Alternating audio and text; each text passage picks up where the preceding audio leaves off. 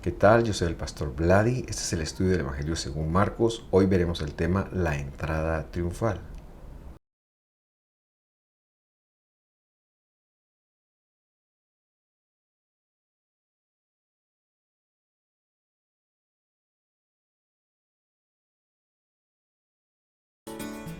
Y con mucha alegría, aquí dándoles la bienvenida a cada uno de ustedes a este estudio número 66 del Evangelio según Marcos.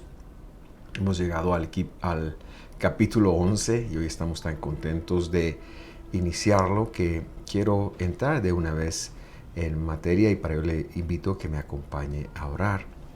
Mi buen Dios, te damos muchas gracias por tu fidelidad, te damos gracias por tu amor, te damos gracias por tu perdón, por la salvación y por esta oportunidad, darnos el espacio y el tiempo para que podamos compartir tu palabra, que podamos hacer un trabajo en equipo, Señor, que tú vayas haciendo las conexiones que tengas que hacer y que lo que hoy has preparado para nosotros pueda entrar, quedarse, ser asimilado. En el nombre de Jesús.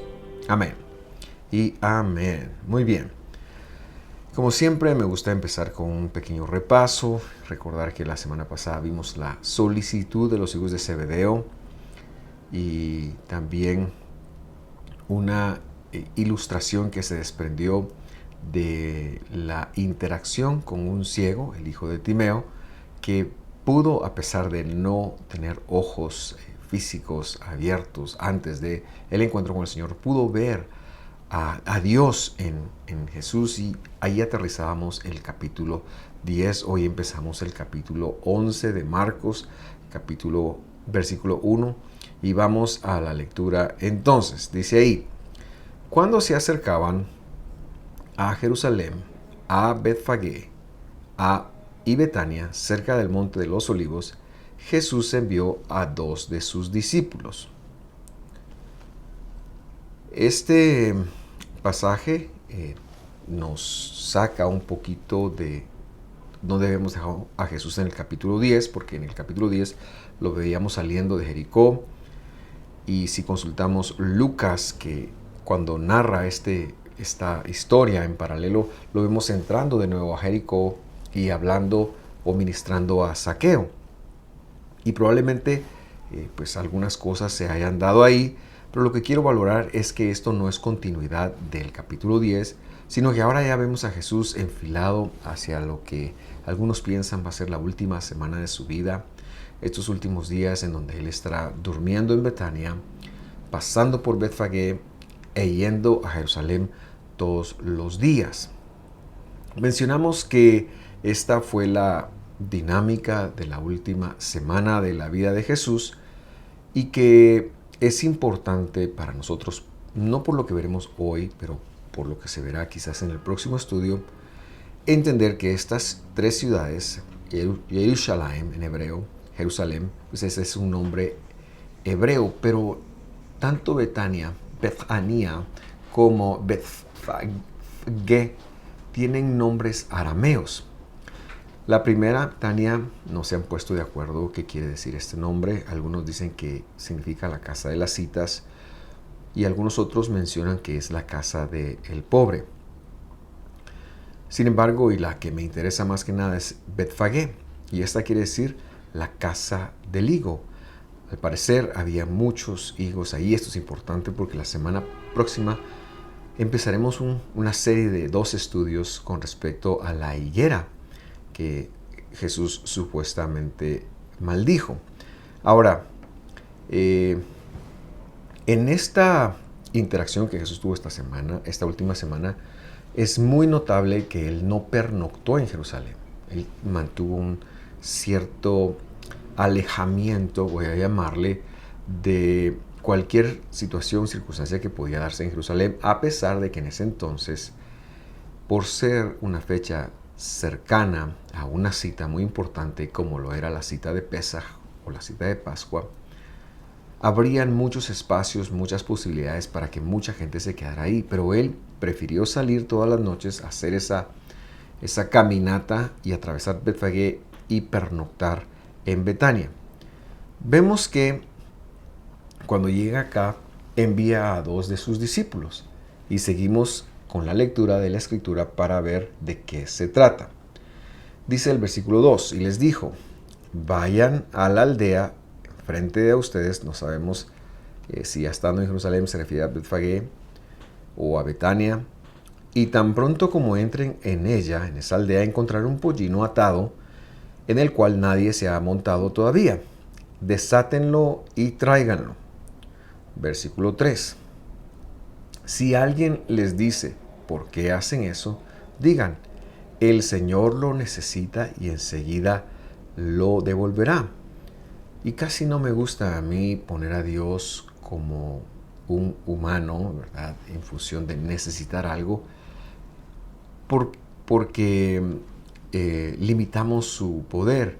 Por lo tanto, podemos entender que Dios precisaba de este pollino y por eso es que lo manda a traer. Y hay una lección que al desconocer el contexto, sobre todo el contexto judío del primer siglo, nos hemos perdido cuando leemos este pasaje de corrido. Y yo hoy quiero, precisamente llegar al fondo del asunto. Pero para ello seguimos leyendo todavía un poquito más.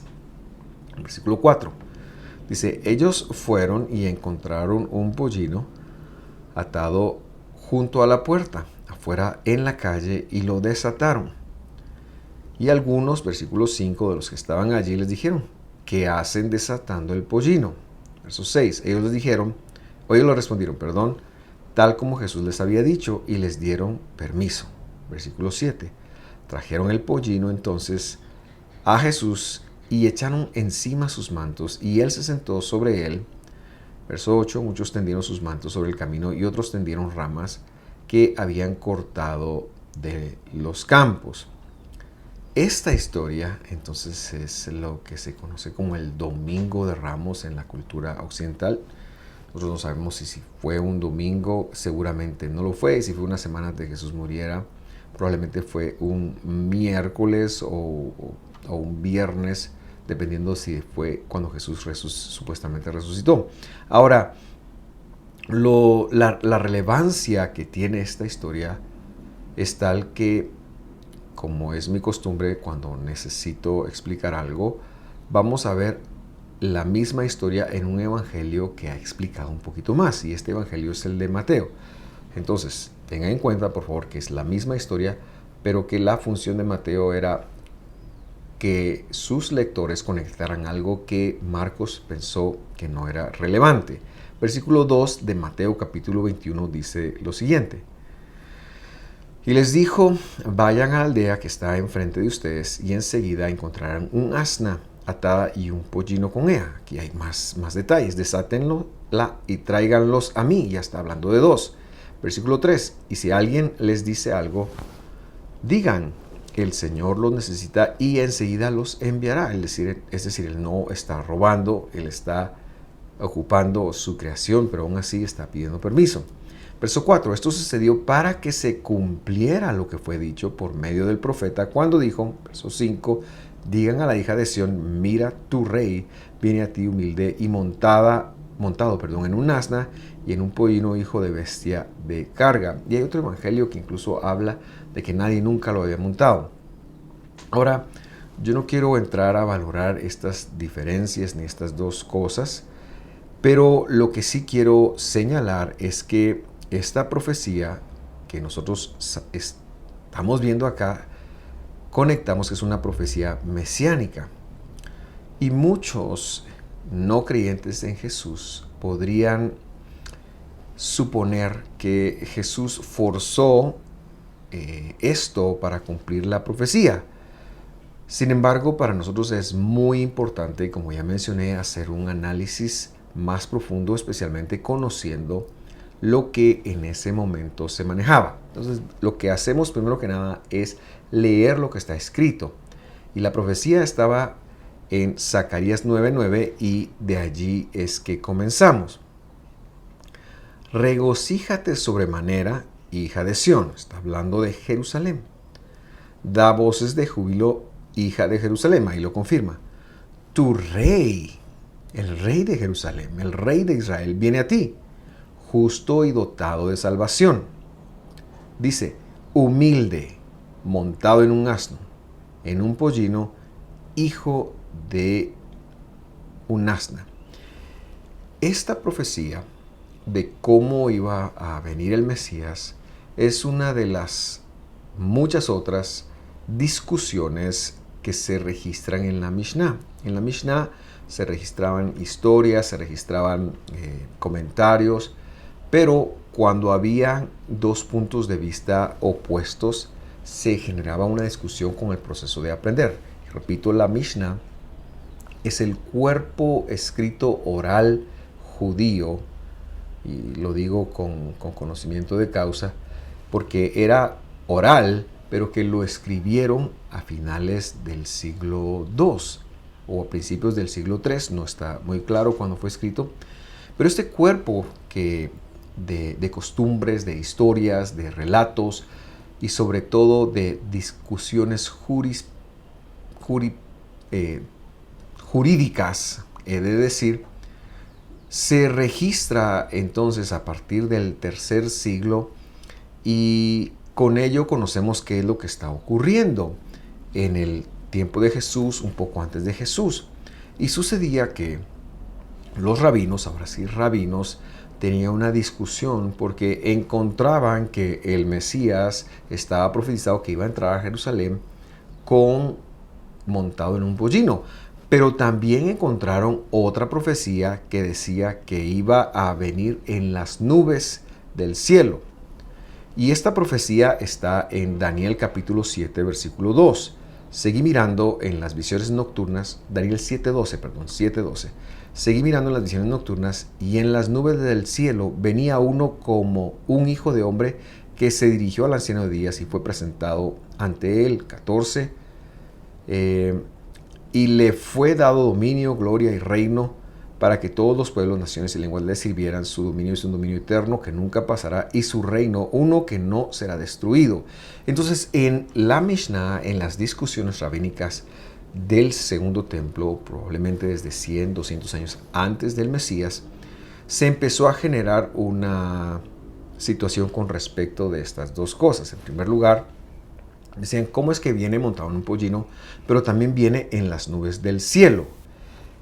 Y se lo vio como algo mutuamente excluyente. Es decir, si venía como pollino, no iba a venir en las nubes del cielo. Es importante hacer conectar que en las nubes del cielo es un modismo arameo. Cuando alguien viene en las nubes o en las nubes del cielo, cualquiera de los dos, es una forma para señalar que viene rápidamente. He ahí el meollo del asunto y por qué los rabinos pensaban, si viene en un pollino no viene rápidamente, viene muy lento y muy despacio. Pero el hecho de venir en las nubes, entonces en el relato de Daniel, el Hijo del Hombre, es decir, el heredero que venía a dar salvación, el rey de Jerusalén, el rey de Israel, eso hacía que ellos no se pudieran imaginar que Jesús o el Mesías, ¿verdad? Porque ellos no han visto en Jesús al Mesías todavía, pero que Jesús o el Mesías era uno de las dos situaciones, como ya mencioné, mutuamente excluyentes. Y entonces empezaron a decir, en la teología basada esta teología en los méritos, empezaron a sostener que si venía, si Israel, ¿verdad?, era justo, era justificado, entonces él iba a venir rápidamente, como en las nubes del cielo. Pero que si Israel era pecador y necesitaba una justificación, entonces iba a venir montado en un pollino. Esto es impresionante porque entonces vemos que el Señor aprovecha la misma discusión teológica de ellos y escribe su palabra antes de esta discusión teológica y luego la aprovecha también para decir, yo vengo porque Israel necesita de un libertador. Israel necesita de alguien que lo venga a rescatar. Y esto, creo yo, en algunos círculos de los descendientes de Judá todavía sigue vigente, y por eso es que les cuesta ver en el Mesías sufriente al Dios que vino a dar su vida. Sin embargo, nosotros sostenemos que lo que aquí está sucediendo es que la Escritura desde hace muchos años, desde tiempos de Zacarías, desde tiempos de Isaías, ha predicho las dos venidas del Señor, y que Israel, es decir, el pueblo de Dios, no era justo, no estaba bajo justificación, porque los méritos no generan una justificación, sino que tendría que pasar el proceso de venir montado en un pollino, porque vendría como un siervo sufriente, vendría humilde, como ha dicho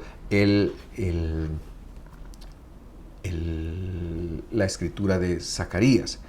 Y esto, cuando vamos al Evangelio y vemos dos citas que luego Pablo escribe, tiene completo sentido con respecto de lo que ahora estamos diciendo. O sea, en primer lugar, Marcos nos está diciendo, Israel es pecador, necesitan un redentor, necesitan vivir una reconciliación con Dios, y por eso vino y entró montado en un pollino.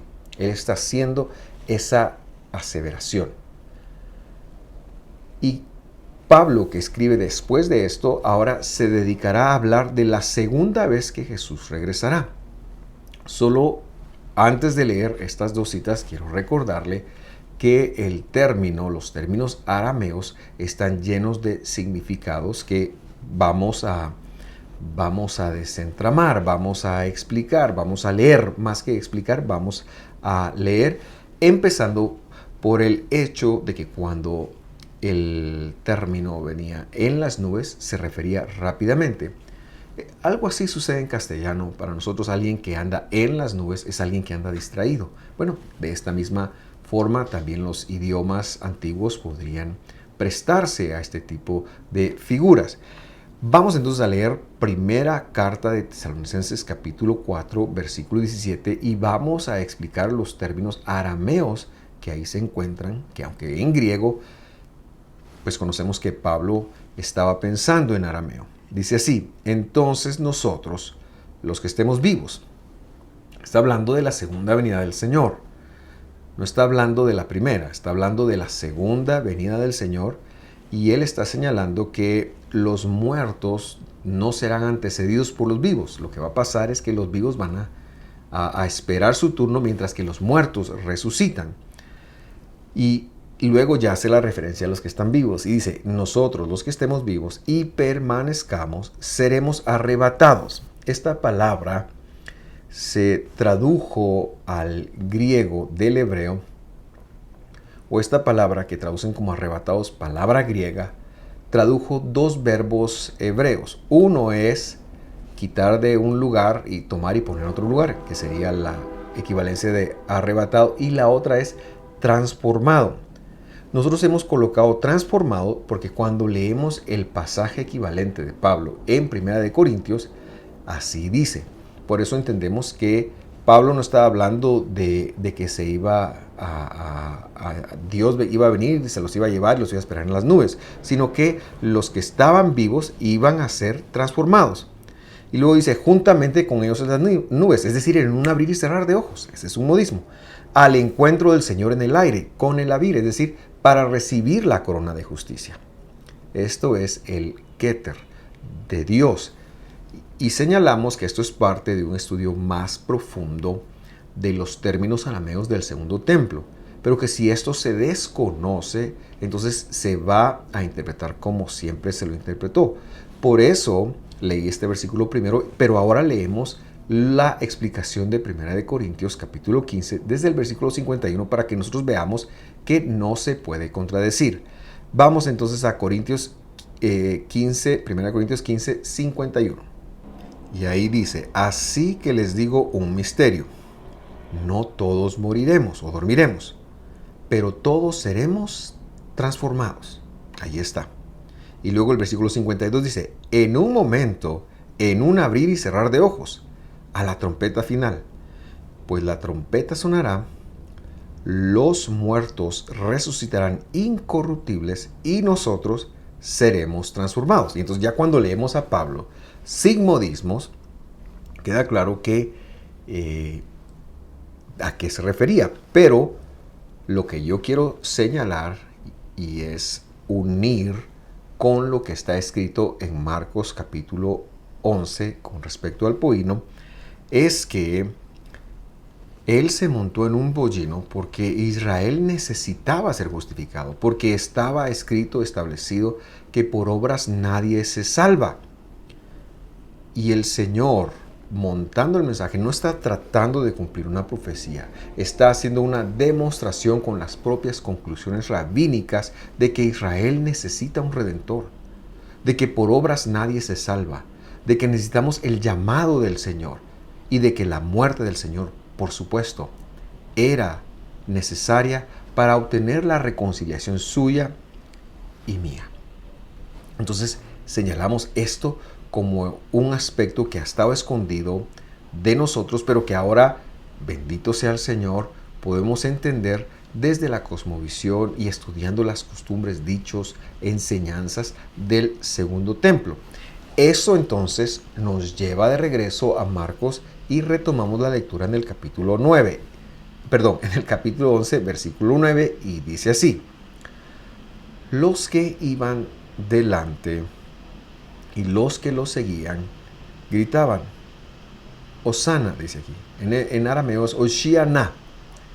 En castellano eso quiere decir sálvanos. Sálvanos, Hosana quiere decir sálvanos. Y luego dice, bendito el que viene con el nombre del Señor.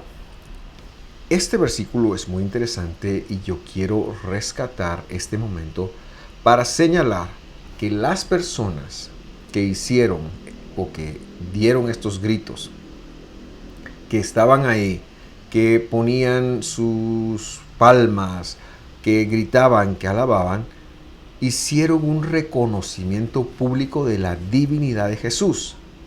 Pues estas personas le piden a Él que los salve, le piden a Él que los rescate. Esta porción está dedicada exclusivamente a Dios.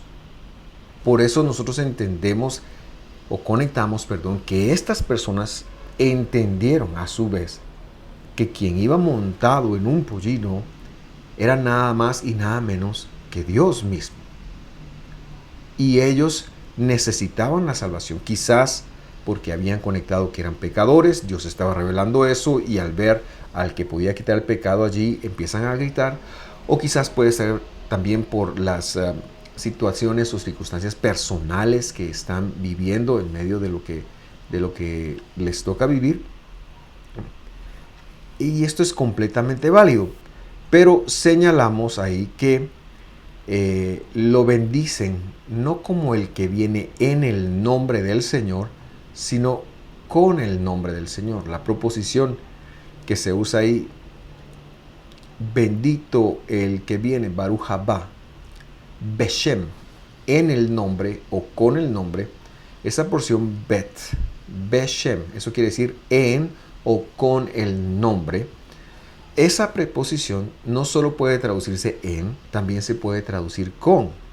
Y lo que nosotros entendemos es que este pasaje, que se desprende a su vez del Salmo 118, es un pasaje mesiánico. Y aquí se está estableciendo que el Mesías, contrario a la corriente que se tenía, se le veía como un superhombre, pero no se le veía como Dios, o quizás algunos sí lo veían como Dios. Me estoy hablando de los maestros del Israel del primer siglo. Pero contrario a esto, el Mesías no podía ser otro sino Dios. ¿Por qué lo digo? No lo digo yo, lo dice el Salmo de donde se extrae esta escritura. Leámoslo porque creo que es importante hacerlo. Salmo 118, versículo 25, dice de la siguiente manera: te rogamos, oh Señor, sálvanos ahora. ¿A quién le están orando? ¿A quién están rogando? Pues al Señor, a Dios. Te rogamos, oh Señor, prospéranos ahora. Y luego aquí dice, bendito el que viene con el nombre del Señor, desde la casa del Señor lo bendecimos. Lo voy a leer de nuevo porque me impresionó cómo está escrito. Y dice así, Salmo 118, versículo 25. Te rogamos, oh Señor, y este nombre es el Yud Hei Vav Hei. Quería enfatizar eso. Sálvanos ahora. Te rogamos, oh Señor, nuevamente el Yud Hei Vav Hei, el nombre que se ha traducido como Jehová. Prospéranos ahora. Y luego ya es que entra el 26 a decir, bendito el que viene con el nombre del Señor, desde la casa del Señor los bendecimos. Entonces, estas personas están haciendo una confesión de que quien va montado en el pollino es nada más y nada menos que Dios mismo. Y eso es muy importante que nosotros lo conectemos porque tenemos un testigo que no anduvo con él, que está haciendo una confesión de él como Dios por revelación, porque Dios se los reveló. Y esto es algo que no nos tomamos a la ligera, sino que confirma todo lo que hemos venido hablando y diciendo de la divinidad de Jesús, de cómo Él, siendo Dios, no tuvo eso como algo a que aferrarse, sino que se despojó a sí mismo, sus atributos, y se humilló y se hizo como una semilla. Muy bien. Este versículo toma mucho auge cuando leemos el versículo siguiente. Me refiero al de Marcos. Regresamos ahí. Ahora dice, bendito el reino de nuestro Padre David, que viene ahora. Hosana, es decir, salvación en las alturas. Y cuando vemos a David, entendemos en primer lugar la restauración de las 12 tribus. Pero en segundo lugar, también entendemos la figura mesiánica. David es una figura mesiánica porque a David se le dijo que de su simiente iba a venir la salvación. Y por si esto fuera poco, cuando dice Hosana en las alturas, esto está señalando que la salvación, y lo está haciendo a todas luces, no va a venir de ningún hombre. Viene del cielo, viene de las alturas. Y es que lo que sucedía en ese momento histórico es que los judianos esperaban a un hombre, en primer lugar esperaban a un hombre con características de superhombre, con características de Superman, que podría con su vista derretir a los romanos, que sería un estratega militar, que los derrotaría, que tenía la capacidad de golpear a 100 de un solo golpe. Bueno, hay mucho en la literatura apócrifa judía de este tiempo, el tiempo del Segundo Templo, a eso me refiero, que señalaba que el Mesías iba a venir como una especie de superhombre. Pero aquí están un grupo de personas que son atraídas por Dios diciendo, no, este viene de las alturas, este viene del cielo, este es nuestro Dios. Hermosa conexión.